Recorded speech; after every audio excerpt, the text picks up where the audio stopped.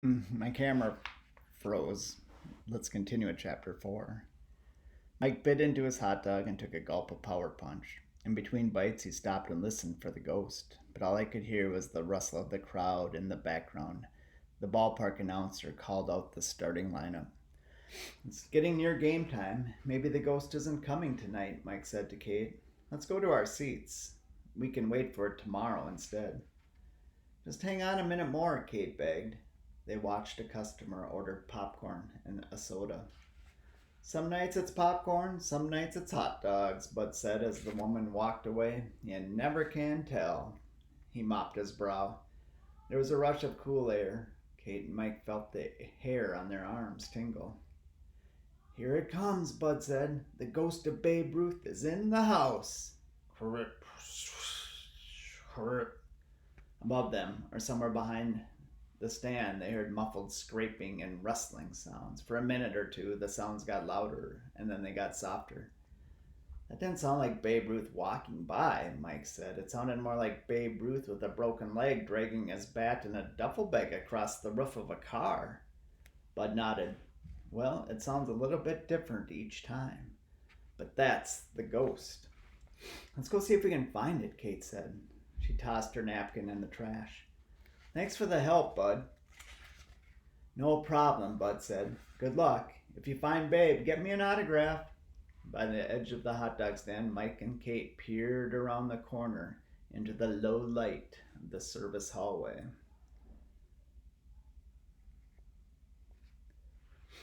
It sounded like that noise came from down there, Kate said. Her forehead wrinkled. I don't see anything except those storage closets at the end of the hallway. We never did get a good look inside them, Mike pointed out. Maybe we can find a clue to the ghost if we check them out. Kate nodded, and they tiptoed down the hallway to the end. Mike pulled open the large metal door on the right. Inside stood a broom, a dustpan, and a mop. It's just a closet. No ghost, Mike said. Try the other one. Kate was about to turn the handle when they heard voices on the other side of the door. With a small creak, it cracked open an inch. Kate took a quick step back. There was no time for them to hide. A second later, the door swept open. The bottom edge missed, hitting Kate's foot by inches. 3 people popped out of the room. The door slammed shut. Kate and Mike stood still. Maybe in the darkness, the people wouldn't see them. The 3 figures started walking down the hallway. Mike relaxed. He leaned against the wall. As he did, his baseball slid out of the front pocket of his sweatshirt. It dropped to the ground. Clunk. Mike froze, shocked. Kate stared at the baseball lying on the floor. They were busted. The 3 figures stopped. They spun around. Hey, it's Mickey Mantle, said the first person. What are you doing here? This area is for employees only. Mike knew the voice right away.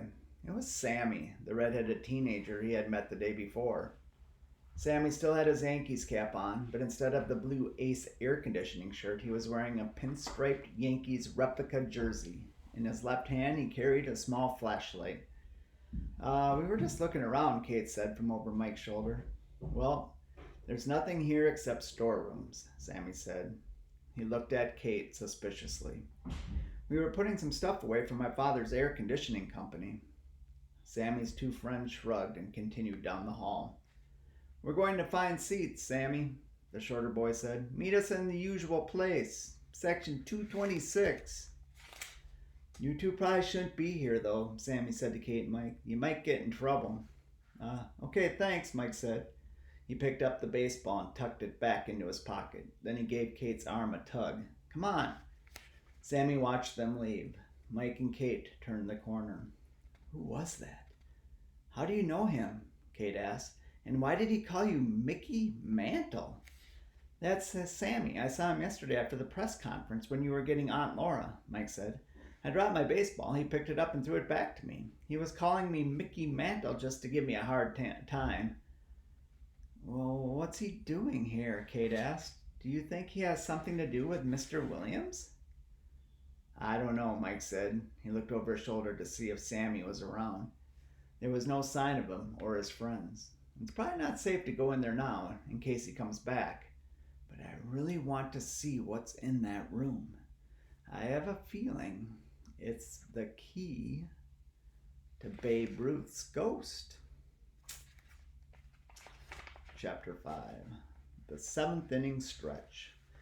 By now it was getting dark outside, but the stadium's bright lights lit up the field as if it were noon. It was a perfect, cool spring night for a baseball game. But not for the Seattle Mariners. After 3 innings, the Yankees were ahead by 2 runs, and after 6 innings, they were beating the Mariners by 5. Halfway through the next inning came the 7th inning stretch. The grounds crew hustled out to rake the baselines. The fans stood up to stretch. The organ music for "Take Me Out to the Ball Game" started. As soon as people began to sing along, Mike and Kate left their seats. Mike figured it was a good time to check out the storage room. The food area was filling up with fans. In the background, the stadium's organ played. Mike and Kate could hear the fans singing, "Take me out to the ball game. Take me out with the crowd." "Hurry," Mike said. The only thing in the service hallway was still in the black trash cart. Was still the black trash cart. When they got to the doors at the end, Kate gave a quick glance back toward Bud's. "No one was watching," she said. Mike turned the knob and gave the door a push. It didn't budge. He pushed harder, but the door didn't move. Kate checked again. The coast was still clear.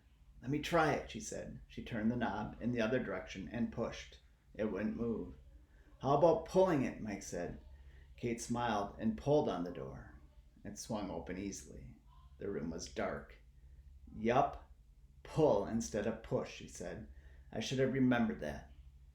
"All right," Mike whispered. "You go first." Kate tiptoed in. "Hit the light switch," Mike said. Kate fumbled along the wall with her right hand. No light switch. All she could feel was a metal shelf. "It's got to be here," she said. She tried a little bit lower. Finally, her hand found a switch. She flipped it up.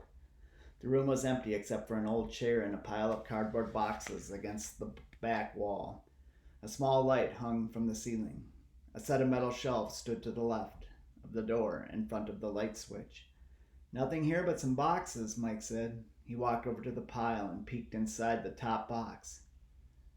"I think we found a ghost." Kate rushed over. Inside the box was Mr. Williams's book on baseball ghosts. Kate smirked. "Ha ha," she said. She searched the room for other clues. Something on the floor caught Kate's eye. She bent over. "Mike, take a look at this," she said. Small specks of brown littered the chair and the floor. There was a thin trail of it leading from the chair to the door. Kate picked up a pinch and smelled it. "What is it? What is it?" asked Mike. "Dirt," she said, "and something that looks like wood chips. But what's dirt doing here?" "I don't know," Mike said. Let's think. Maybe because it's a ballpark and the whole field is made up of dirt and grass?" Kate crossed her arms. "I think it's a clue," she said. "Someone forgot to wipe their feet?" Mike said. "My mom's always yelling at me about that. Maybe real baseball players have the same problem." Kate shook her head. She pointed to the wall behind the chair. There was a line of small scratches and scuffs in the gray paint of the wall below a vent. "What about those scratches?" she asked. "What are they from?" Mike leaned in and studied the marks. Maybe someone was trying to scratch their way out. Kate rolled her eyes. "Get real. Stop joking around." Okay, Mike said. "They don't look like much to me. I'll bet someone was just using this room to change his shoes or store equipment or something." He shrugged. "Let's go. There's nothing else here." Mike took a sip of his power punch and slid the bottle back into his sweatshirt pocket. At the same time, he pulled out his baseball and started tossing it in the air. "Can't you ever stop tossing that baseball?" asked Kate. "It helps me think," Mike said. He looked over at Kate and made a face, but as he did, the ball went flying out of his hand. It sailed toward the back wall.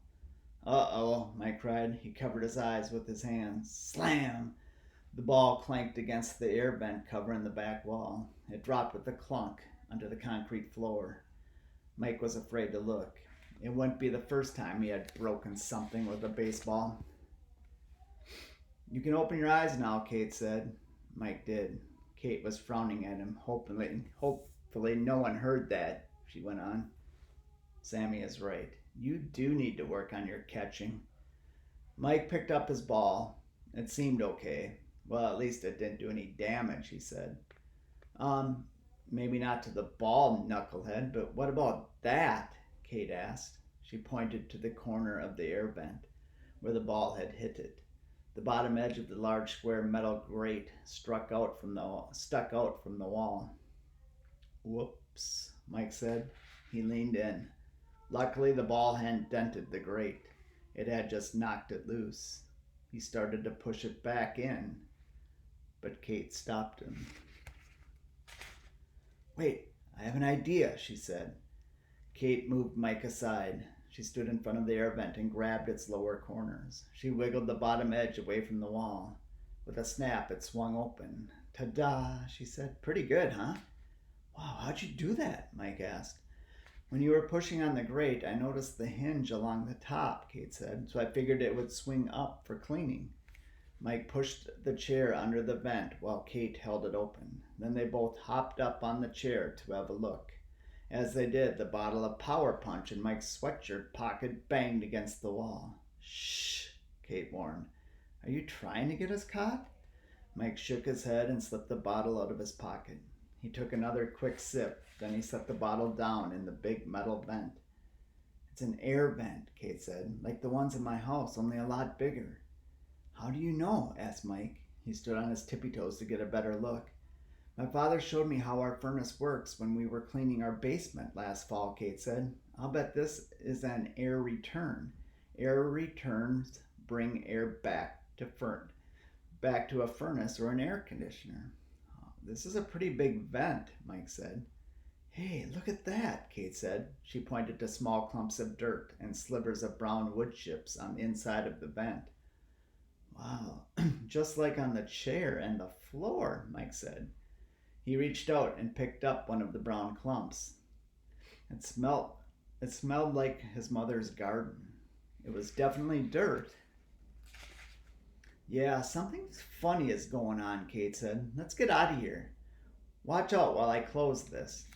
Mike stepped back, but he'd forgotten he was standing on the chair. For a second, he lost his balance. He tried to steady himself, but his right arm knocked into his half-full bottle of Power Punch. The bottle wobbled. It tipped over. The red liquid spilled into the vent, leaving a large puddle. "Oh no," Kate said. "Nice job, Mr. Clean." Mike turned as red as the Power Punch. He could be really clumsy sometimes. Kate sighed.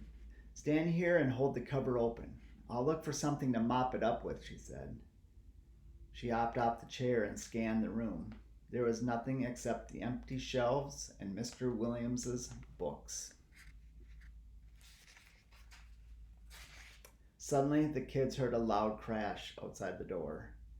"Hurry up, Kate," Mike whispered. Kate looked at the small pool of Power Punch.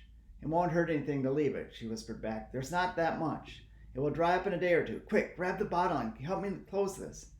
10 seconds later, Mike and Kate had the vent cover back on. They peeked out of the door into the service hallway. "There's no one here. That noise must have just been someone throwing a bag of trash in the cart," Kate said.